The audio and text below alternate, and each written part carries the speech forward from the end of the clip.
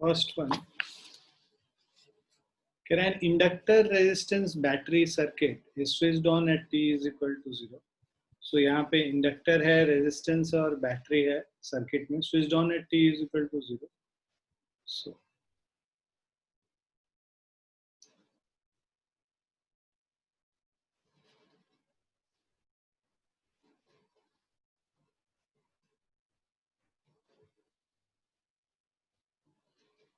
t is equal to 0 पे switch on किया. If the EMF of the battery is E, find the charge which passes through the battery in one time constant tau. तो charge निकालना है, one time constant में कितना पास किया है. सो LR circuit है, the growth of current at any time t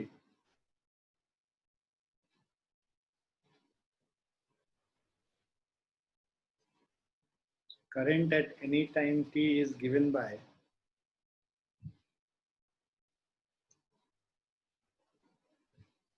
current है हमारा I is equal to I naught 1 minus e to the power minus t by tau. ये हमारा इंस्टेंटेनियस करंट है. और जो I naught है, I naught is equal to E upon R. ना हमें पता है जो चार्ज हमें निकालना है, charge which passes through the time, charge Q. So basically dq is equal to I dt. Charge let से 0 से Q पास करता है और टाइम 0 से लेके टाउ टाइम तक. So I dt मतलब I naught into 1 minus e to the power minus t by tau dt 0 से tau. So Q is equal to I naught constant है, बाहर चला जाएगा, dt minus e to the power minus t by tau dt 0 से tau और ये 0 से. So Q is equal to I naught tau हो जाएगा, I naught tau minus e to the power minus t by tau. तो e to the power same ही होता है, plus of e to the power minus t by tau. Plus इसीलिए क्योंकि ये negative sign इसके साथ आके मल्टीप्लाई हो जाएगा. और जो भी कफिशिएंट है वो कफिशिएंट से हम डिवाइड कर देते हैं, 1 बाई tau से डिवाइड करेंगे, माइनस 1 बाई tau से डिवाइड करेंगे तो tau आ जाएगा. और इसका लिमिट 0 से लेके tau. So charge Q is equal to I naught into tau plus of ये upper limit is e to the power minus 1 हो जाएगा अगर ये अपर लिमिट डालेंगे, minus lower limit is into tau. So tau constant कर लो, ये I naught भी है यहाँ पे सर.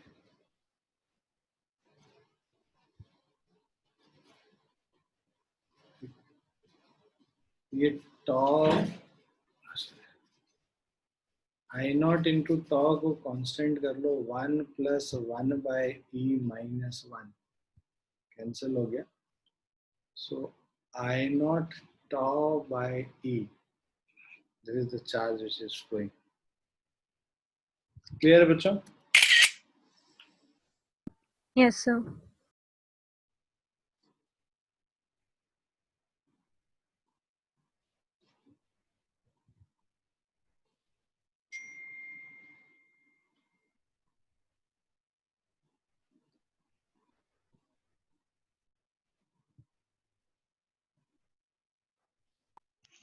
सर ऐसी अगर अभी हमको वन टाइम कांस्टेंट का पूछा था, तो अगर हमको किसी और टाइम कांस्टेंट का निकालना होगा तो हम बस वैल्यू रख देंगे इस एक्सप्रेशन में.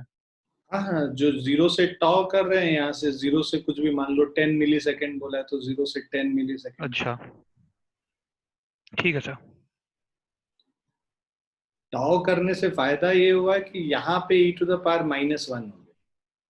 अगर टाउ के अलावा कोई और वैल्यू होगा तो हमें यहाँ पर से ये जो है यहाँ पर से इंटीग्रेशन करना पड़ेगा। ठीक है, इसमें वैल्यू तब डालेंगे जब टाउ होगा, क्योंकि इसीलिए 1/e आया, e टू द पावर -1 इसीलिए। क्लियर है? Yes sir.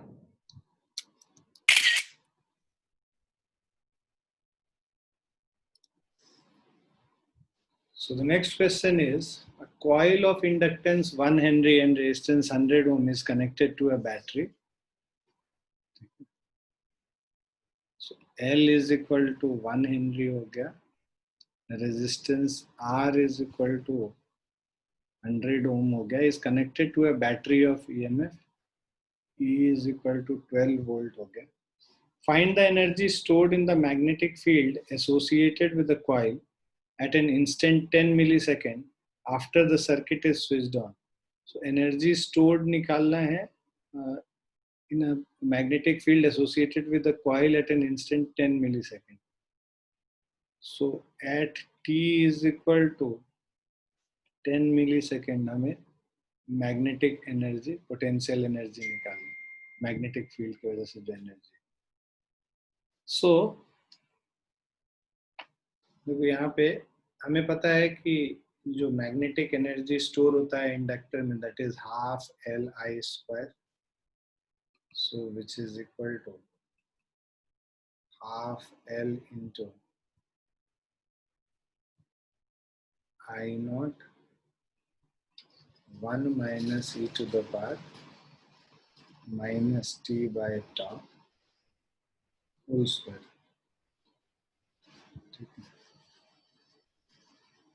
So which is equal to half L I0 मतलब e by r 1 minus e to the power minus t by tau का होल स्क्वायर। अब ये जो I0 का value है, this is e by r,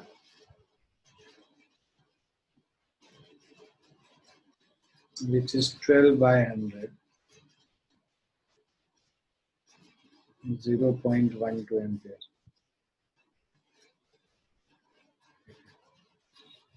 इसके अलावा जो टाइम कांस्टेंट टॉ का वैल्यू है L by R है 1 by 100, 0.01 टॉ का value, which is equal to 10 millisecond. So just a second. Hello.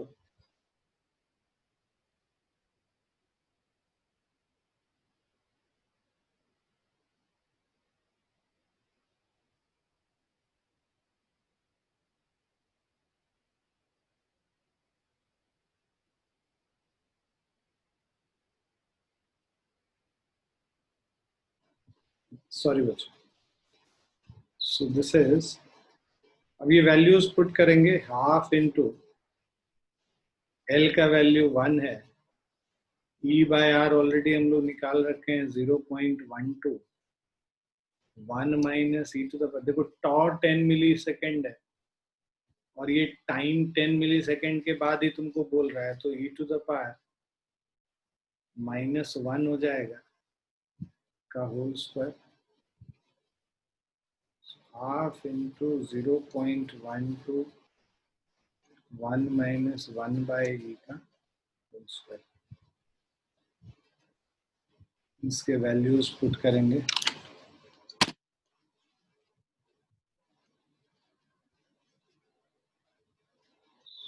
One minus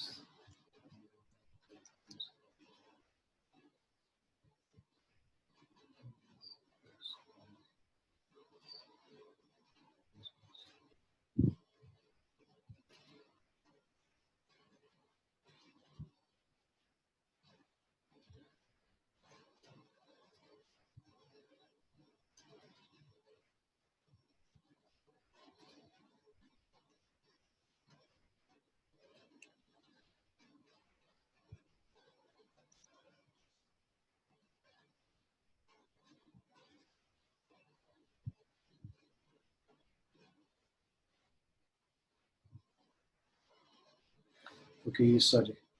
The square is here.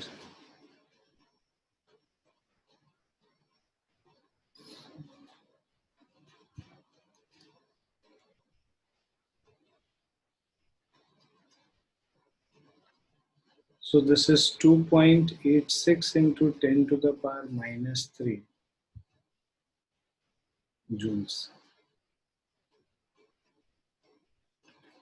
or 2.86 millijoule.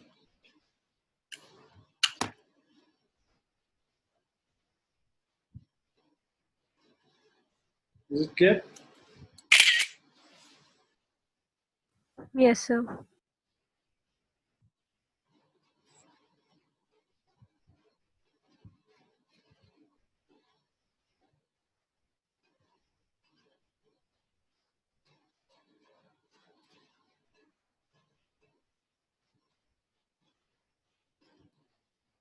लिख लिया सभी ने?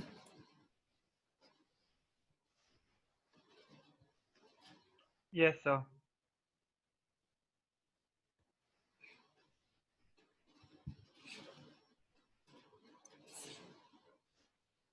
Next question, an inductance L and resistance R are connected in series with a battery of EMF E. Find the maximum rate at which energy is stored in the magnetic field. So rate at which energy is stored. So basically हम लोग को du by dt निकालना है. So to find du by dt, we know that so energy stored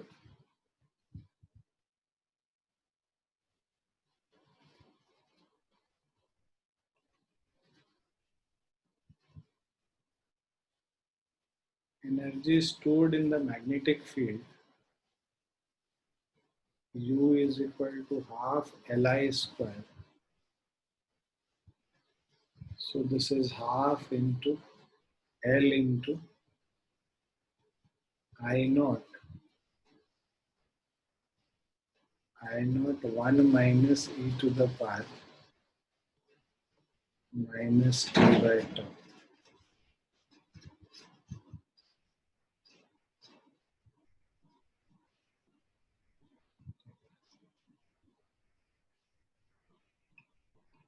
So this is half L into I naught square 1 minus e to the power minus t by tau square.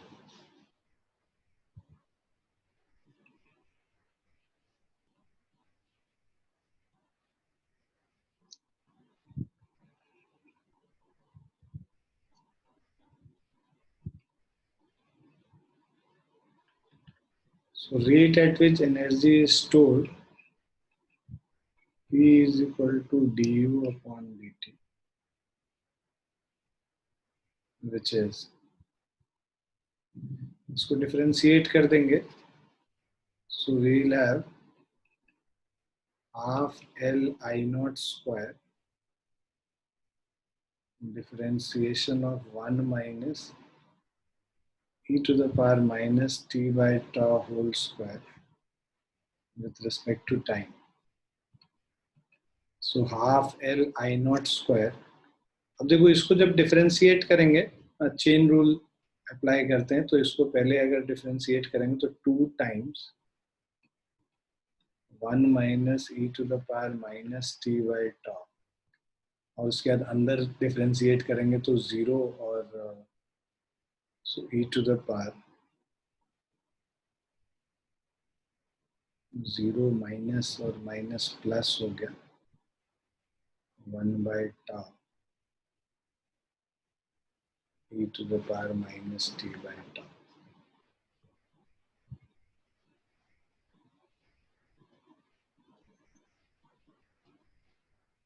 So this is equal to half L I naught square into 2 into 1 minus e to the power minus t by tau into e to the power minus t by tau divided by tau. ये 2 और 2 cancel हो गया. So this is L I naught square 1 minus e to the power minus t by tau into e to the power minus t by tau into 1.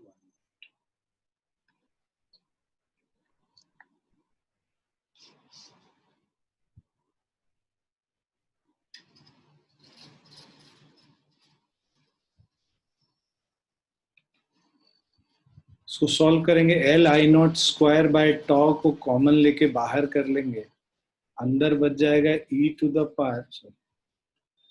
To the power minus T by toe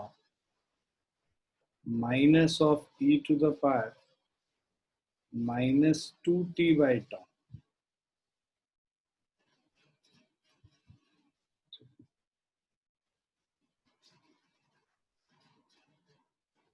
So this is rate at which energy is stored.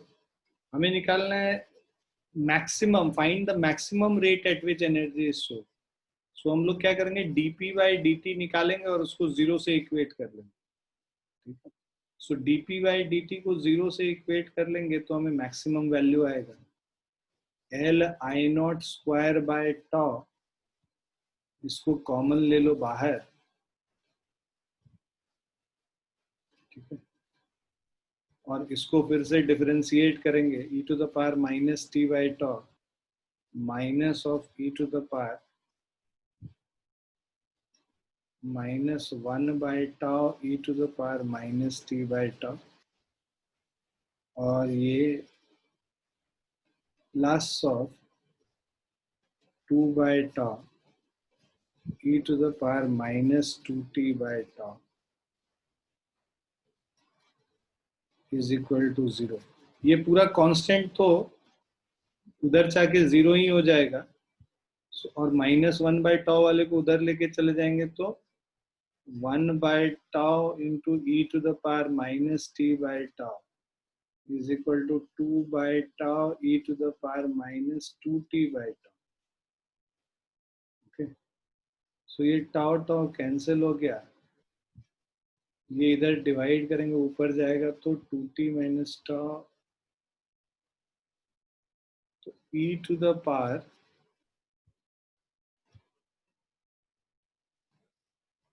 minus t by tau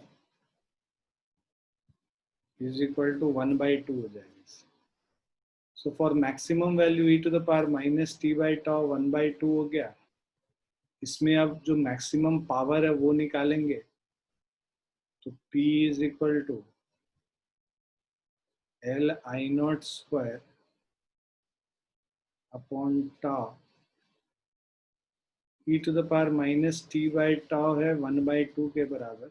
e to the power minus 2t by tau जो होगा that will be 1 by 4 के 1 by 2 minus of 1 by 4 के. सो P maximum is equal to L I naught square by 4 tau.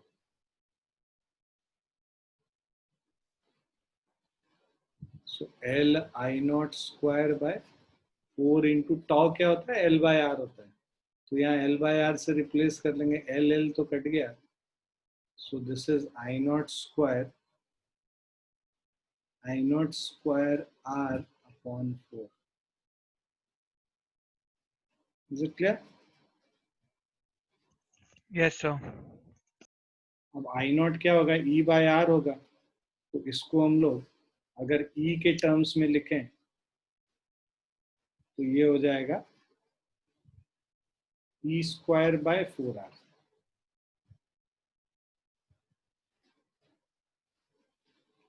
Is it clear? Yes, sir.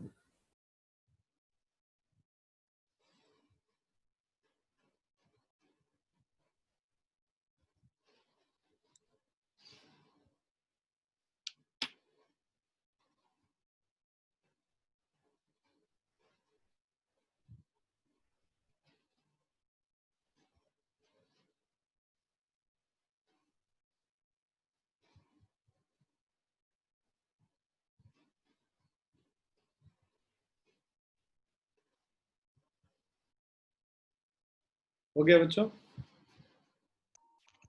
Yes sir.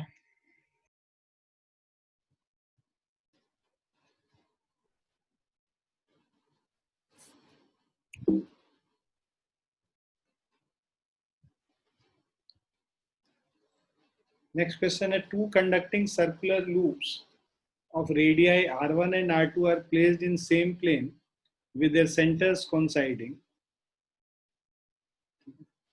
Find the mutual inductance between them, assuming r2 is very very less than r1.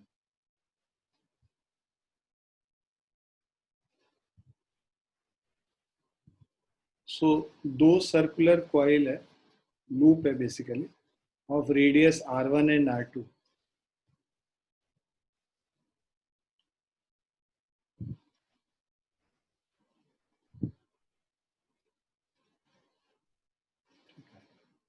इसका radius r2 है और बाहर वाले का radius r1 है, sorry capital R2 और capital R1 इनका radiuses है. अब कह रहा है कि conducting circular loops of radius r1 and r2 are placed in the same plane with their circles centers coinciding. Find the mutual inductance between them, assuming r2 is very very less than r1. So let I is a current, I is current in the outer loop.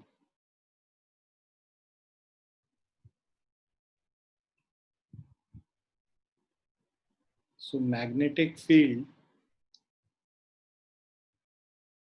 at center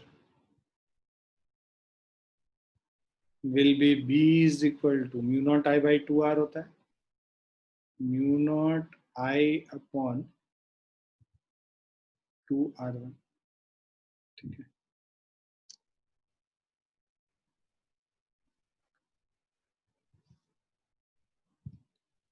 Now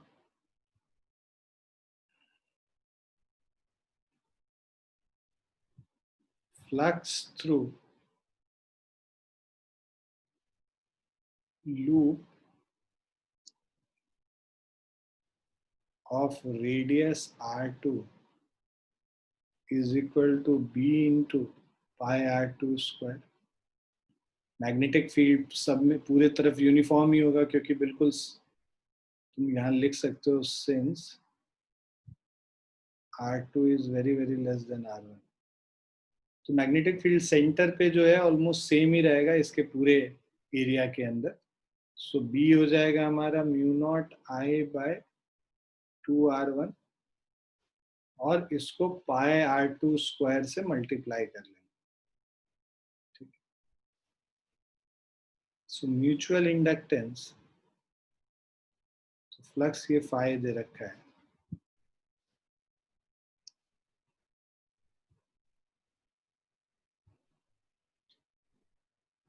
so mutual inductance is equal to phi upon I. Phi is equal to mu naught I by 2R1 into pi R2 square divided by I. So ये current cancel हो गया दोनों. So this is mu naught into pi into R2 square by 2R1.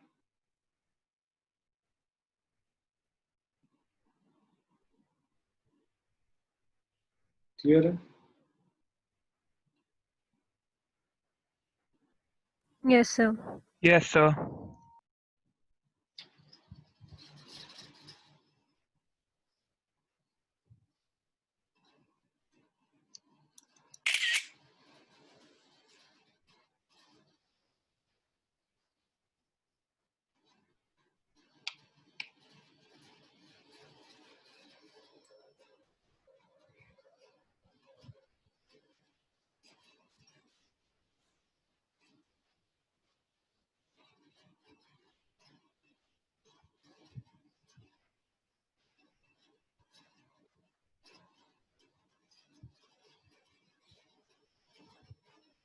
लिख लिया आप?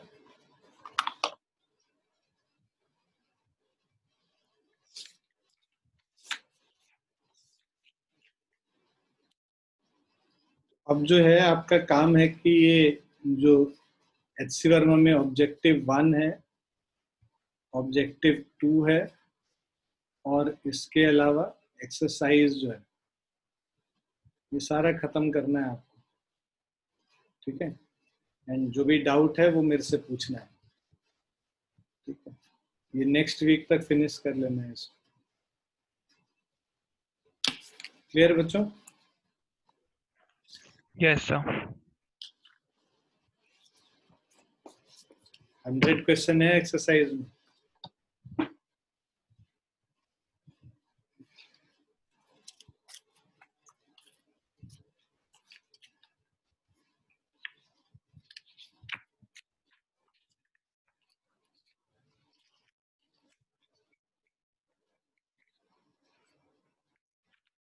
लिख लिया सभी ने? Yes, sir.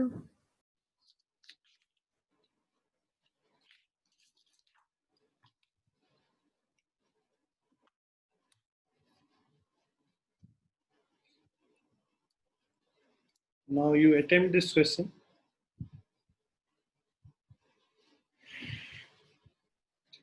मैं 1 मिनट में आया, आप अटेम्प्ट करो फिर मैं बता।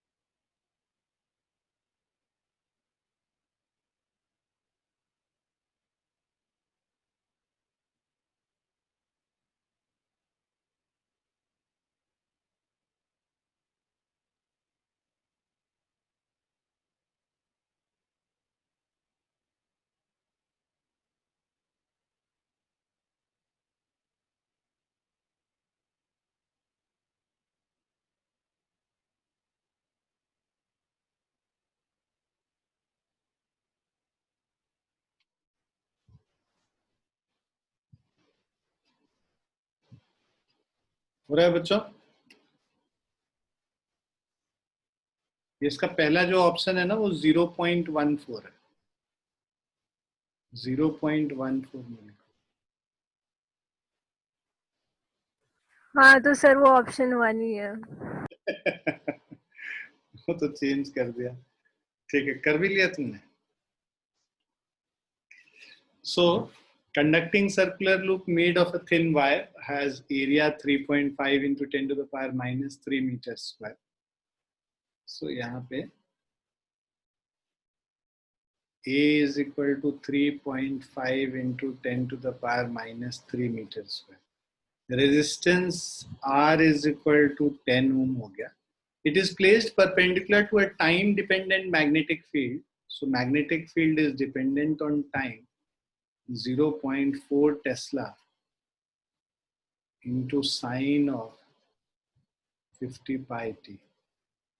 The field is uniform in the space, then the net charge flowing through the loop during t is equal to 0 to t is equal to 10 second. Total charge हमें निकालना है जो इसमें फ्लो कर रहा है. सबसे पहले तो जो फ्लक्स है phi is equal to b into a.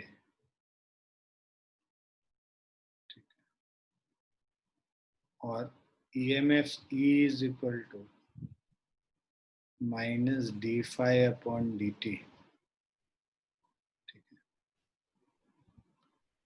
और मैग्नीट्यूड निकालना है तो d phi by dt होगा. और इसी को E ये हो गया. अब current I is equal to E by R 1 by R d phi upon dt हो गया करंट.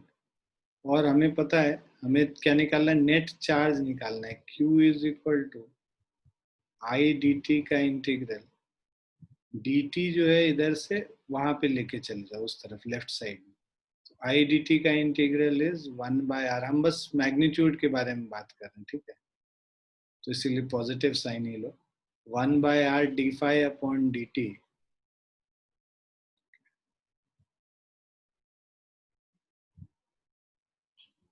या इसी को रहने दो, बाद में वो कैंसिल हो जाएगा. Sorry. So minus 1 by R d phi upon dt. तो dt उधर चला गया, minus 1 by R d phi हो गया.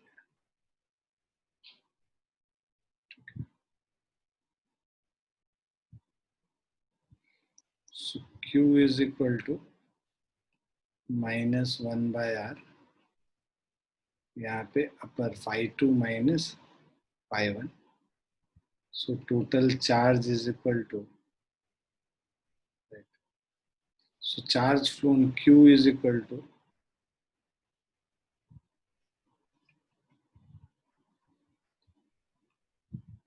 phi देखो B into A है, ठीक है. So at t is equal to 0, phi 2 minus phi 1 at t is equal to 10 millisecond और यहाँ पे 0 मिलीसेकेंड कर देंगे. So एरिया को बाहर ही कर लेते हैं.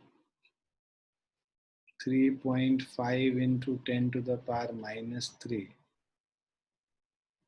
into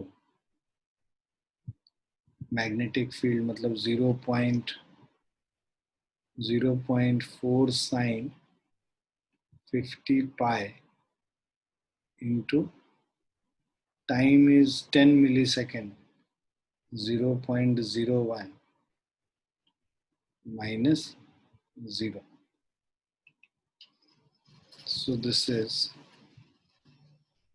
जो 1 by 10 3.5 into 10 to the power minus 3 और ये 0.4 साइन ऑफ 0.5 पाई. 0.5 पाई मतलब pi by 2. So sine pi by 2 हमारा 1 होता है. सो 3.5 into 0.4 into 10 to the power minus 4 1.4 into 10 to the power minus 4 0.14 मिलीकूलम. सो ये फर्स्ट वाला ऑप्शन.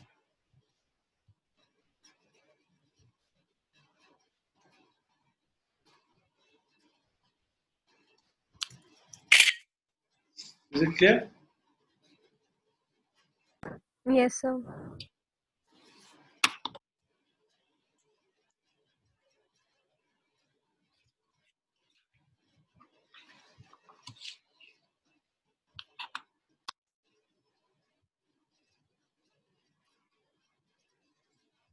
लिख लिया सबने?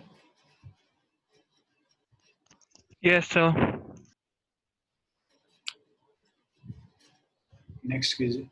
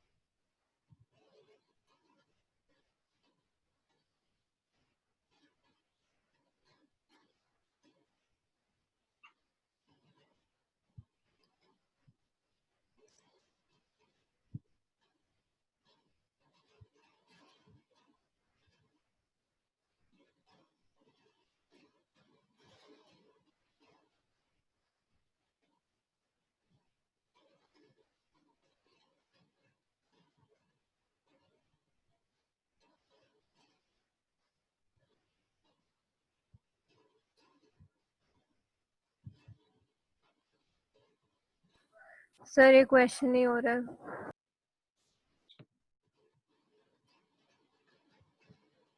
देखो क्या कह रहा है, solid metal cube of edge of length 2 centimeter is moving in a positive y direction at a constant speed of 6 meter per second. ठीक है, तो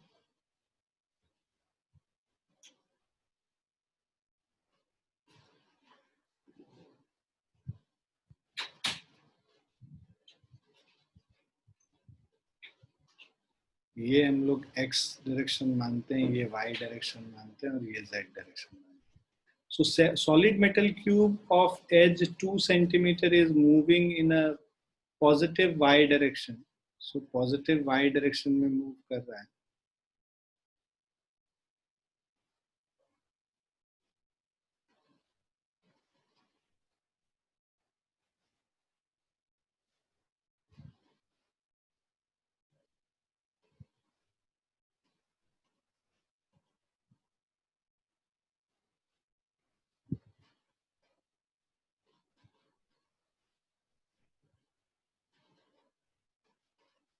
So it is moving in positive y direction, right? और इसका length 2 centimetre है, L जो है ये 2 centimetre है. Is moving in a positive y direction at a constant speed of 6 meter per second. The speed v is equal to 6 meter per second. There is a uniform magnetic field 0.1 Tesla in positive z direction. तो b का direction इधर है, which is equal to 0.1 Tesla in positive z direction. Potential difference between the two faces of the cube perpendicular to the x-axis is.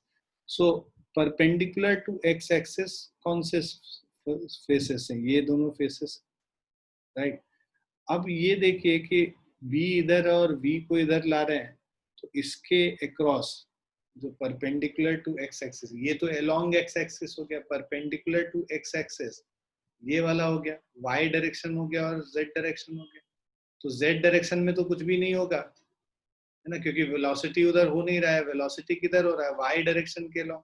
तो इस surface और इस surface के बीच में ये जो आगे वाला ये वाला जो सरफेस है और पीछे ये वाला जो सरफेस है, इनके बीच में जो पोटेंशियल डिफरेंस होगा, EMF induced will be equal to BL into V. ठीक है. सो मैग्नेटिक फील्ड B हमारा 0.1 टेस्ला है और लेंथ 0.02 हो जाएगा और V 6 हो गया. सो दिस इज 6 2 12 and 3, तो 0.012 वोल्ट और 12 मिली वोल्ट. सो ऑप्शन 3 है. सर ये क्वेश्चन देखने में इतना खतरनाक था लेकिन एक सिंपल फॉर्मूला से हो गया. सिंपल फॉर्मूला से हो गया, लेकिन हम लोग क्या पढ़े हैं, why you will not be able two is because हम लोग तो ये पढ़े हैं भाई, एल लेंथ का एक कंडक्टर है, इसको v स्पीड से कर रहे हैं और इसमें मैग्नेटिक फील्ड b है, तब हम लोग कहते हैं कि भाई BLV इसके across EMF, right.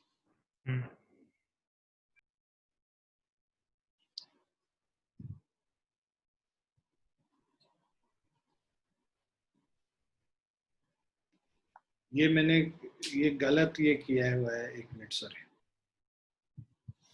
Perpendicular to x axis यही दो फेस है जो पहले हम कर रहे थे ना, ये वाला फेस और जो पीछे वाला फेस. ठीक है, तभी ये एल लेंथ का जो कंडक्टर इधर जाएगा तो इसके अक्रॉस, इस फेस और इस फेस के अक्रॉस जो EMF जनरेट होगा वो BLV होगा. ये फेस नहीं है जो एक्स एक्सिस के परपेंडिकुलर फेस, ये एक्स एक्सिस के अलोंग वाला फेस होगा. एक्स एक्सिस के परपेंडिकुलर फेस ये सामने वाला फेस जो है ये, और जो पीछे वाला फेस है ये. क्लियर बच्चों? Yes, sir. Yes sir.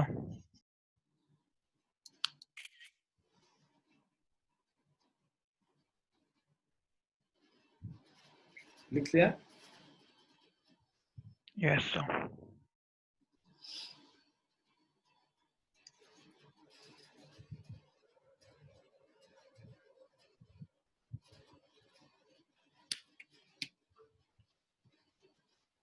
ऐसा क्वेश्चन तो अभी हम लोगों ने किया था, होना चाहिए, आप लोग से ट्राई कीजिए।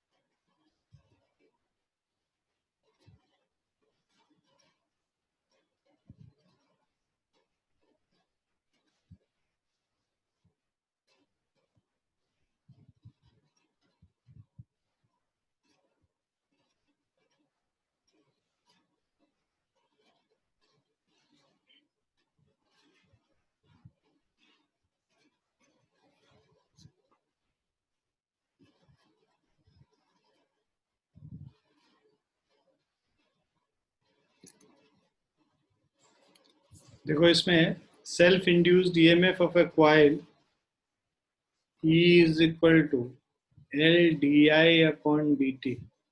Okay. सेल्फ इंड्यूस्ड ईएमएफ कितना है? 25 वोल्ट।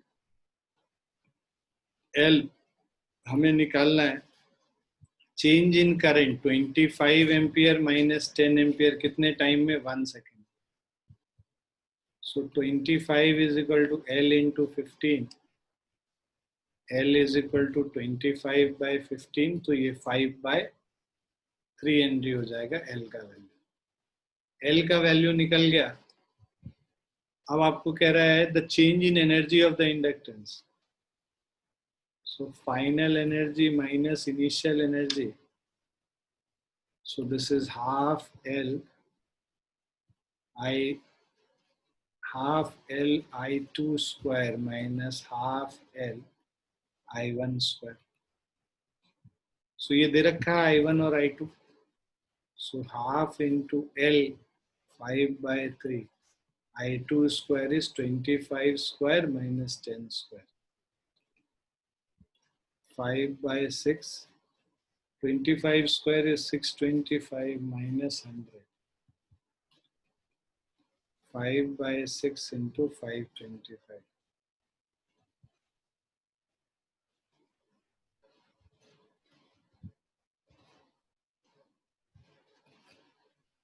It's 75/2 or 437.5 joules.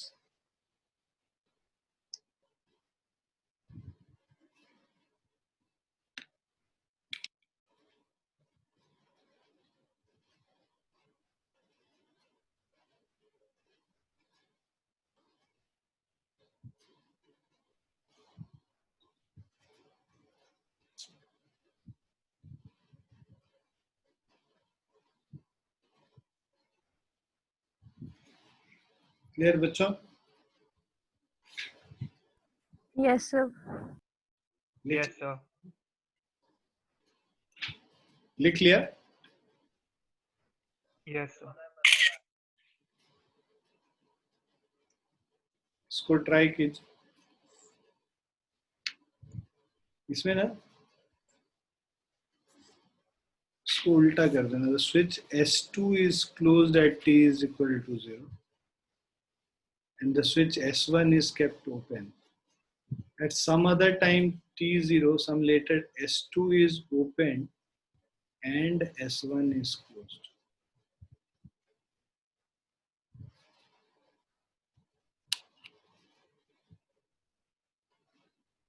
इतने जगह चेंज करने से अच्छा डायग्राम में ही चेंज कर देते हो दादा। कोई बात। बताओ इसमें।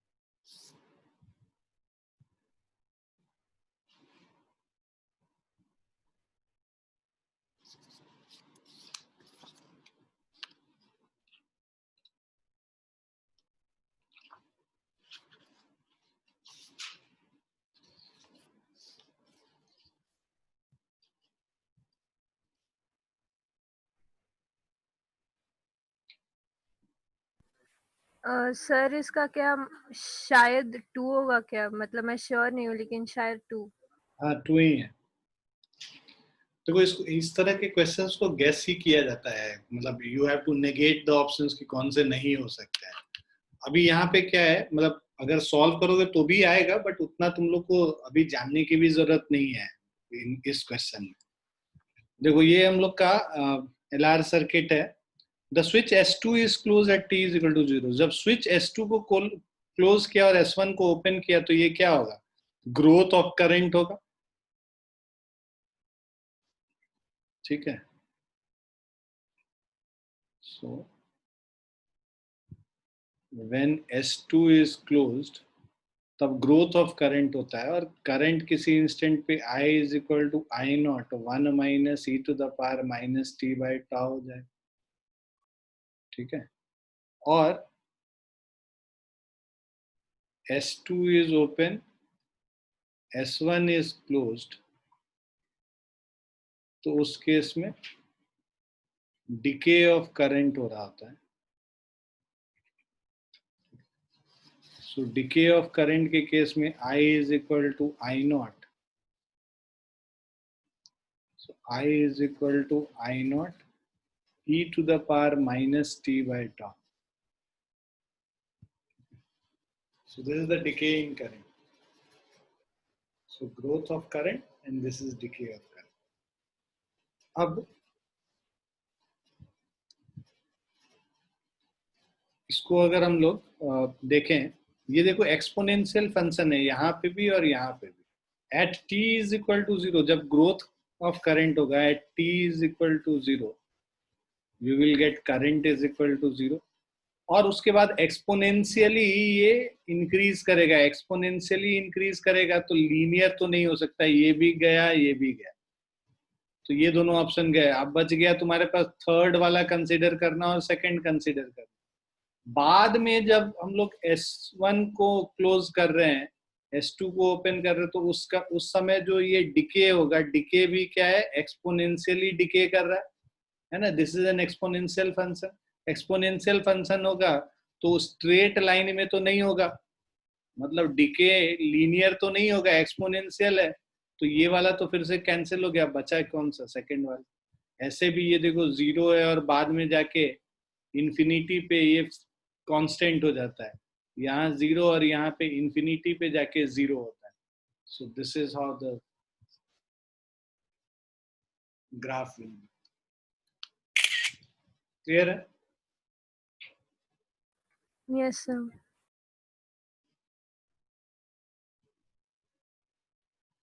लिख लिया सभी ने? Yes, yes, sir. Please try this one.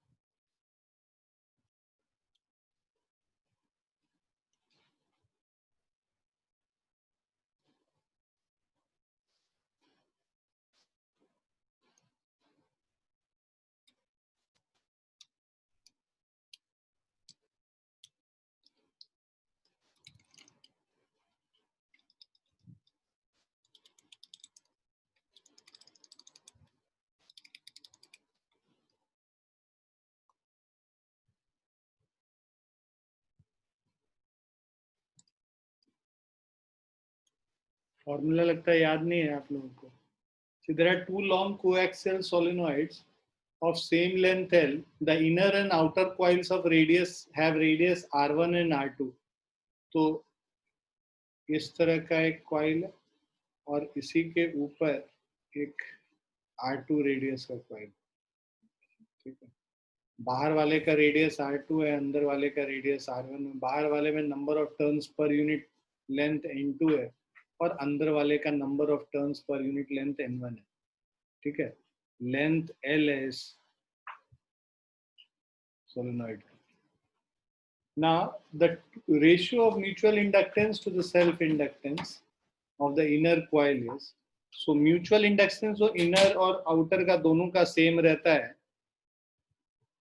Mutual inductance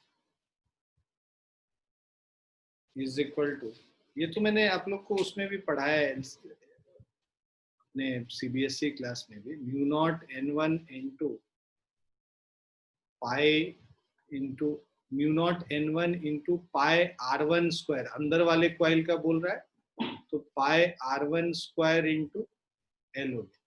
mu not N1 into pi R1 square L. ये म्यूचुअल इंडक्टेंस. सेल्फ इंडक्टेंस अंदर वाले का कॉइल का निकालना है. So self inductance is equal to mu not into N1 pi R1 square into L. ये second हो गया. हमें निकालना है ratio of mutual inductance by self inductance, मतलब M by L m by l is mu naught n1 into pi r1 square l divided by mu naught n1 pi r1 square pi r1 square चला गया, l cut गया, mu not cut गया और n1 mu not n1 square होता है यहाँ पे, sorry, इसको कट करोगे तो एक n1 बचेगा. सो this is n2 by n1. So this is option 4.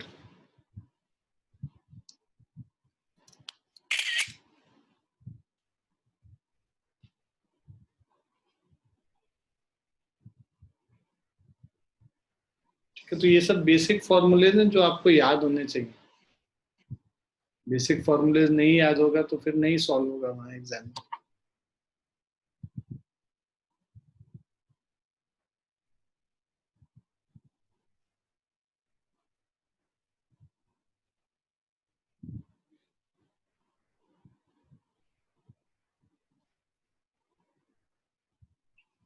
लिख लिया सबने? Yes, sir.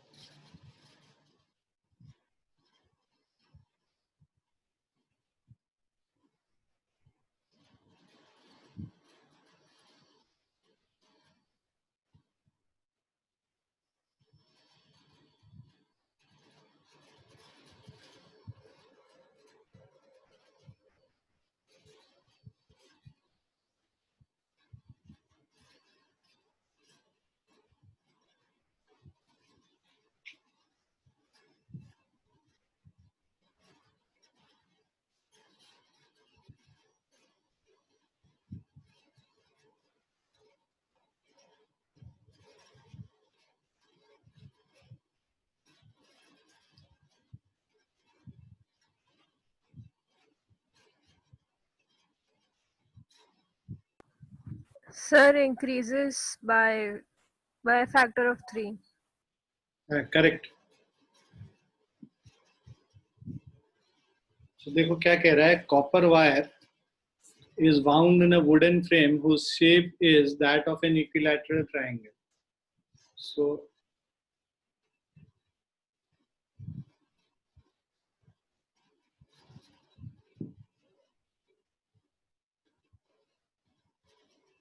ठीक है, ये एक इक्विलैटरल ट्रायंगल ABC बन रहा है. If the linear dimension of each side of the frame is increased by a factor of 3, मान लो इसका डायमेंशन A और A है, इसको हम लोगों ने इंक्रीज करके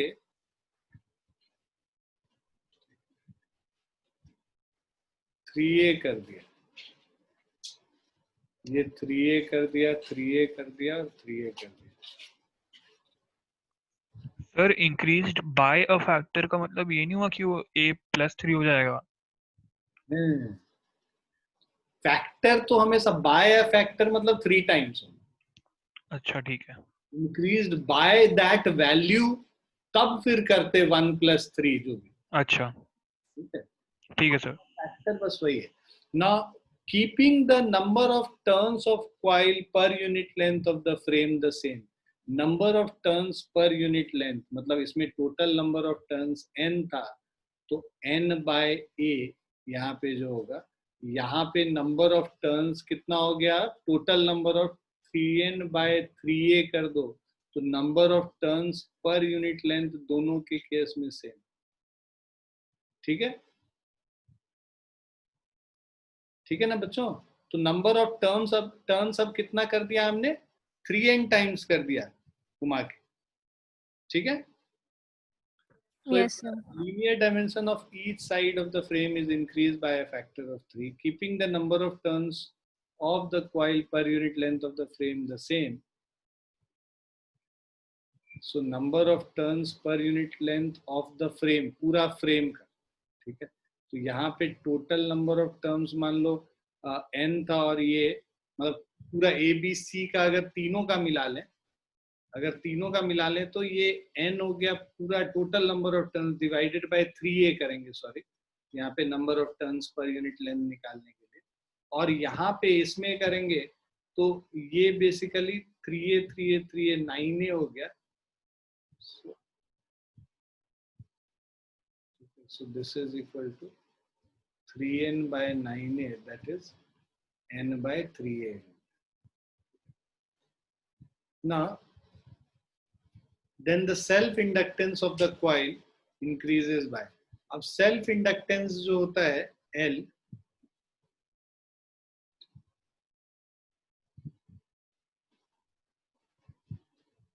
self inductance is equal to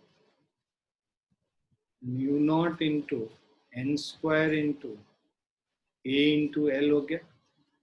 ठीक है, ये किसी भी कॉइल का, तो पहले L1 is equal to mu not n square a into length, अब हमारा जो है a प्लस a 3a है, राइट। और बाद में L2 क्या है, mu not into n square, number of turns per unit length same है, area of cross section same है, यहाँ पे अब लेंथ कितना हो गया, 3a 9a हो गया, राइट। सो मतलब 3 times mu not n square a into 3a, so which is equal to 3 times L1, so increase by a factor of, clear है। Yes, sir. वैसे इतना कहानी करने का जरूरत ही नहीं था, डायरेक्टली भी लिखते तो हो जाता।